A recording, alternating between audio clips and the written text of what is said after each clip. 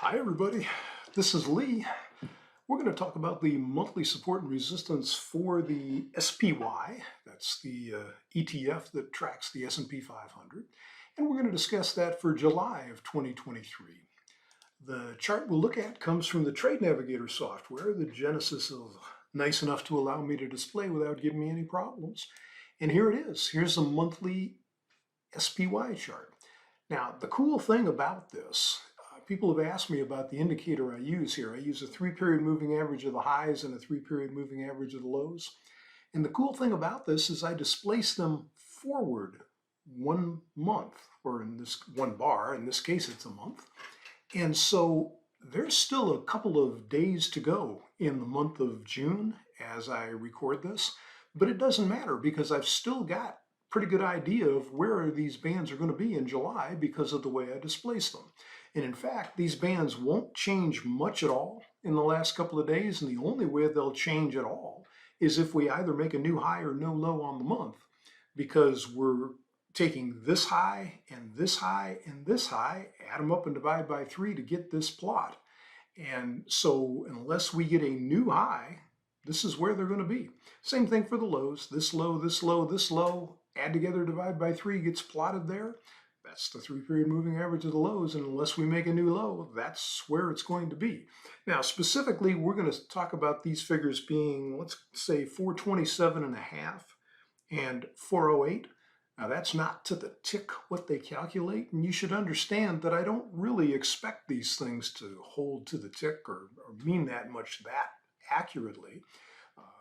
In terms of trading, what I do is use them for an area and then go continually down in time periods to trade them, to find a lower time period to confirm it or disprove it.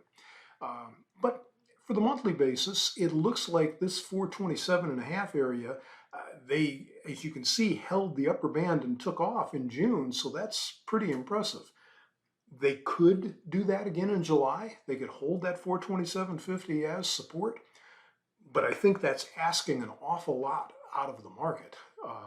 They call some of the summer trading the doldrums for a reason. They kind of tend to quiet down for the most part. And so it's asking a lot for a market to be so strong that it holds this upper band as support. I think it's more likely that it drops to the 408 area. And actually, it's probably not that likely it drops to the 408 area. It's just helpful to understand that they could drop that far and it wouldn't indicate any kind of problem in the market. That would just be normal if they were dropped to 408. What I really believe is that it's more likely they maybe just have an inside bar, although the next chart point, we have taken out this previous, the high before they made the low in October was about 432, and they've taken that out and look like they want to close the month above it.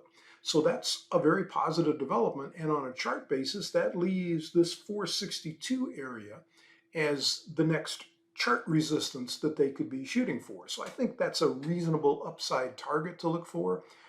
Again, it wouldn't surprise me if they kind of don't reach that and don't reach this support and just kind of stay between them. But that's kind of what we're looking for. You should notice also from the RSI indicator that I use, and let me be clear, this is just a simple 5-period RSI, the green line is, and the red line is a 13-period exponential moving average of the RSI. I don't really use this specifically for trading, it just kind of gives me a frame of reference. And the important frame of reference is kind of what we're seeing here. Since the low in October, they have held that low and gone up, but they haven't really gone up with any authority. It's more or less a sideways pattern to my eyes. But if you look down here at the indicator, you can see that the RSI has spent the vast majority of the time above its moving average. So that always is a signal to me that they are more likely to go out of this sideways to the upside, which of course is what they appear to be doing at this point. So do I think they can go challenge the high and maybe even take out the all-time high? Yes, I do. I don't expect them to do that in July, but it's not out of the question. The highest probability that I have for July is they have a tendency to rally through the end of June and up into July 4th.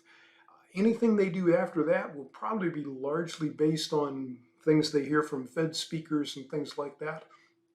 Certainly right after the 4th of July, we get a monthly employment report the following Friday, so that could jolt the market one way or the other. But all in all, I think the market looks positive. I think they are taking out resistance like we had hoped they would. And it looks like that might very well continue. And even if they were to drop again back down to the 408 area here, that's just not a problem. That would just be a normal retracement, and I would see nothing to take away my rather bullish bias to all of this. So, Fed raises interest rates 4 times, 50 basis points. Okay, that could change things, but at this point, I think we look good. And so again, for support and resistance, the next target 462. It's possible they could hold 427 and a half, but I think it's more likely they come closer to 408 unless they're really strong. And if they're going to challenge 462, heck, they might not even trade 427. They might just go. So stay tuned and watch. Good luck trading, folks, and hope you have a happy July.